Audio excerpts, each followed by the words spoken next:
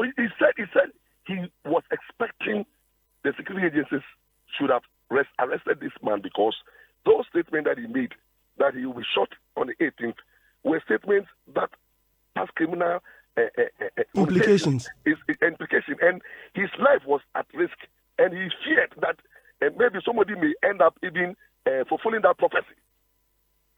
So he decided also to do what he did. At the end of the day, to me, Shatta Wale had a big defense in law. Very big defense, and I can tell the police, if they are listening to me, if you charge Shatta Wale, he will defend himself in court. The defense is simple. You see, you can commit a crime to expose the crime. You can commit a wrong to expose the wrong. So, let me give you a scenario. We are all in this country where Anas decided to commit a crime or even infringe upon the rights of judges by going to their house and videoing them and recording them. And what he did was violation of their constitutional right, that the right to privacy. You don't video a person without a person's consent. You don't go to somebody's house with the purpose of going to interfere with his privacy. But he was illegally, he was justified because he did that purposely to expose the crime, to show that judges are corrupt. So the same way, another scenario, if you are walking on the street and you hear a noise from somebody's house, a house which is walled, gated, and the woman is screaming, "He's killing me, he's killing me," then you decided to jump over the wall.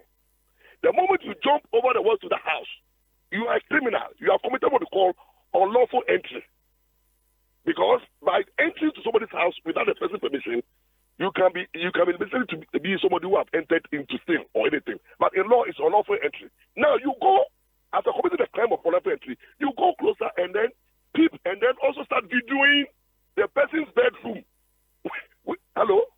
I'm right here, sir. The person's bedroom, which is also a violation of the person's right to the privacy.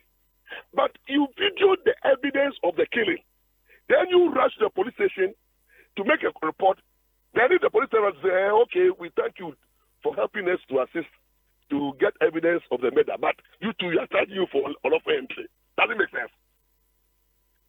Please, I'm asking you this question. Does it make sense? Well, it depends on the ground. The police will use you as a witness, because although you committed a crime by entering to somebody's property without the person's consent, but at the end result, you were able to bring an evidence. So Shatta Wale could also say that, look, I came under a threat. My life was at risk. The media, you people were quiet. Society were quiet. The police that have to protect me were quiet. There are instances where men of God have made so many prophecies that have come to pass. Then you said the example of Ebony. Now, there are instances where people have made allegations. Mm-hmm. They have also come out to say that people are going to die. When they go to the police station and make formal complaint, nothing happens. They take it into the spiritual realm that, these are prophecies. So now, he decided to come out with this trick to awaken the system, for them to know that, look, if I've really been shot, this is what will happen. So you were all interested in my safety. No, you pretended. So his defense would have been that he did it with attention. Number two, he could raise the issue of the state of mind, because he said he was under serious emotional distress. And in law, for you to commit a crime, your mind must be guilty. It's called mensra.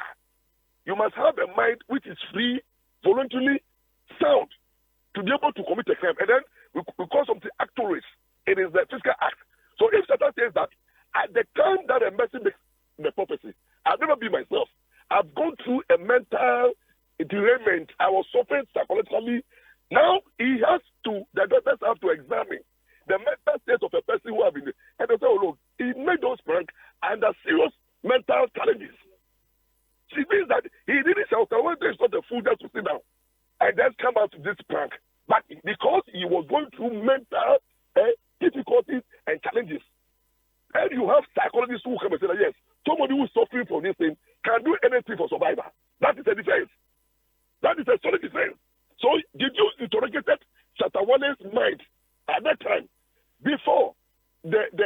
the prank. And he has come out to say that he alone, when this man made a prophecy, he has suffered this emotional pain and trauma alone with the family. And he goes to the stage, he cannot handle it anymore.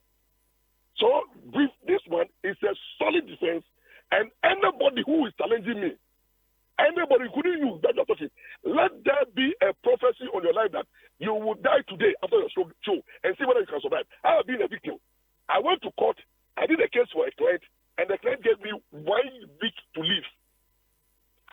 The client said that what I've done in court against him, if I'm able to survive, the next Friday, he will stop living. He will stop calling Suzuzu.